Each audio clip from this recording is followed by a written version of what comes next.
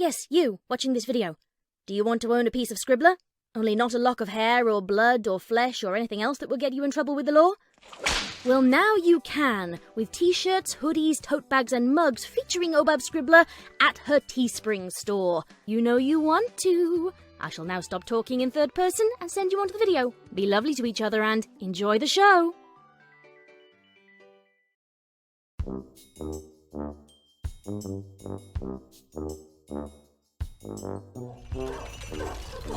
Applejack awoke to the sudden, rhythmic shaking of her bed. She knew right away that it was her brother. Somewhere along the way growing up, Big Mac had figured out the fastest way to get Applejack out of bed was to start shaking it. It worked best when he hit a very specific rhythm.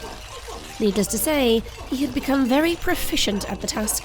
Dang it, Macintosh, it's Saturday! The agitated mayor exclaimed. Why don't you let me sleep in for once? Nope. You gotta get over to Miss Twilight's place today. He replied, continuing to rock his sister's bed. What for? She snapped. You promised Miss Pinkie something about getting her a book. Oh, right. That book about kumquats. She turned groggily to her brother with a stern glare. Hey, will you quit shaking my bed? Admittedly, it was hard to take her too seriously when she wobbled back and forth. Her glare just wasn't as intimidating when she couldn't keep it levelled at him for more than a second. The big stallion grinned as he continued to shake the bed. Nope. If I stop, you'll just go back to sleep. Applejack let out a frustrated groan. He never did let her sleep in. She begrudgingly climbed out of her soft, warm bed. She cast a longing glance back at her pillow. She could swear it was calling out to her. Come back to sleep.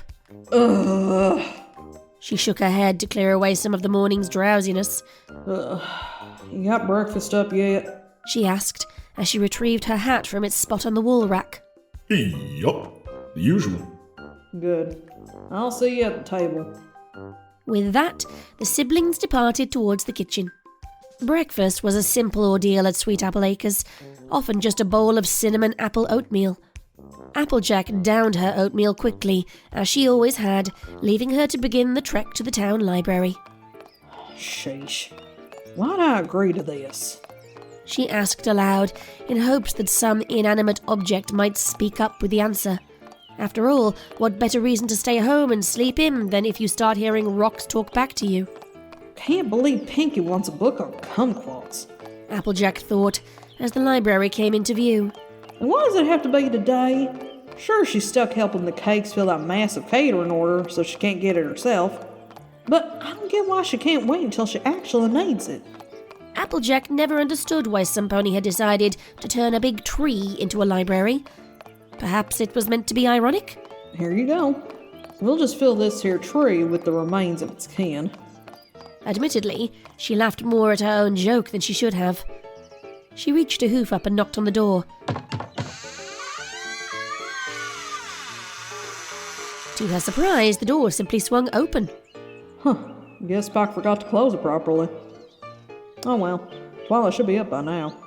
Without further hesitation, the farmer let herself in, making sure to properly close the door behind her. As always, the place was immaculate. Not a visible speck of dust, nor a single book that wasn't perfectly flush with its neighbours. It might not seem like it to the average pony, but Twilight, or Spike, put as much effort into keeping the library tidy as Applejack did for the farm. Before meeting Twilight, the farmer had never suspected how much time and effort a pony could put into running a library. Granted, Twilight was more than a bit obsessive over it. Most librarians didn't have the entire town's population fill out questionnaires about what genres of books they like in order to adjust their stock accordingly. Applejack looked around to see if any pony was downstairs. Finding neither Twilight nor Spike on the main floor, she decided to head upstairs. Twilight had a habit of holding herself up in her room to make all sorts of checklists and things in the morning, so it was a good bet she was still on the triple-check the checklist to make sure she didn't miss anything when she double-checked the checklist step. The door to Twilight's room swung open. Hey, Twilight, I just need to... Applejack's thoughts came to a halt when she saw what her friend was doing. Rainbow Dash was perched on top of Twilight, their bellies pressed together. There was a visible layer of sweat that gave their coats a glossy sheen in the morning light that poured in from the window. The pair had frozen up the moment Applejack had spoken, leaving an awkward silence hanging in the air. What the... Hey. Okay, just calm down, AJ. This may be the most awkward thing you've caught your friends doing since you walked in on Rarity flirting with her mirror, but you can still get out of here with some dignity and tact. What? Bingo! Just play it off like you have no idea what you just saw. Yeah, that'll work. I hope. RD, why didn't you tell me you wanted to practice wrestling? You know I'm a better match for you than little Twilight here. It was a fact that Applejack was a terrible liar. She held no expectations that this would work, which made what happened next much more surprising. Oh, I didn't know you were off today, AJ. Why don't you join in? Rainbow replied casually. Did she just buy that load of... Yeah, we can have one of those battle royale matches I've read about. Twilight grinned, her excitement bleeding into her tone as she squirmed out from under Rainbow Dash. She sat up and clapped her hooves together. This will be much better exercise. Okay. I guess I'm wrestling this morning. Alright, but I ain't going easy on you. Applejack charged over to the bed, tackling Rainbow Dash as she leapt up.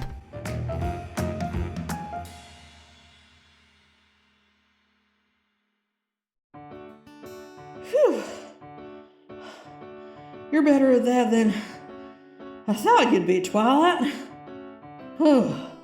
Applejack spoke between staggered breaths. Well, not to brag, but Rainbow's been giving me plenty of practice recently.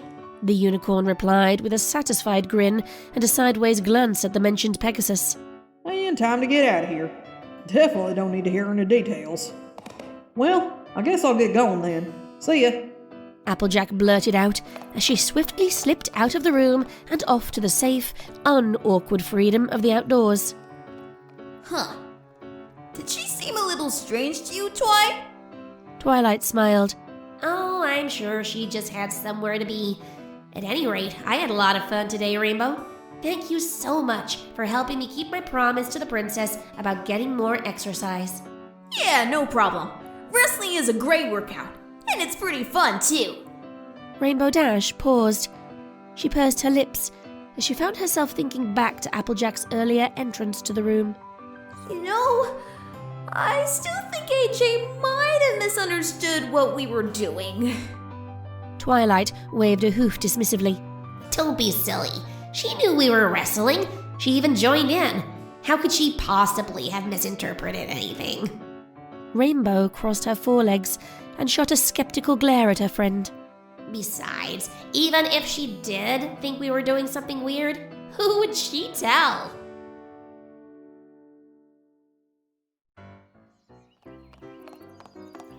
Boy, am I glad to be out of there. I guess I better tell Pinkie I couldn't get the book. Applejack thought as she let out a sigh of relief. She turned her gaze forward as she stepped into Sugar Cube Corner. Hey, Applejack! The excitable bundle of energy appeared next to the farmer in a pink blur. Did you get that book I asked about? Applejack shook her head. No, sorry, Pinkie. Twilight was too busy to help me find it. I can check back later if you want. Pinkie gave Applejack a confused look as her head tilted to the side. What was Twilight busy doing? I mean, at this time of day, wouldn't she have just been triple-checking her daily checklist? Do I really want to tell Pinkie about it? Maybe I should just... Actually, Pinkie, that reminds me of something. Ooh, really? What is it? The excitement immediately returned to the pink mare's expression. Well, remember how you said you wanted to throw Twilight a surprise party when she finally lost her virginity?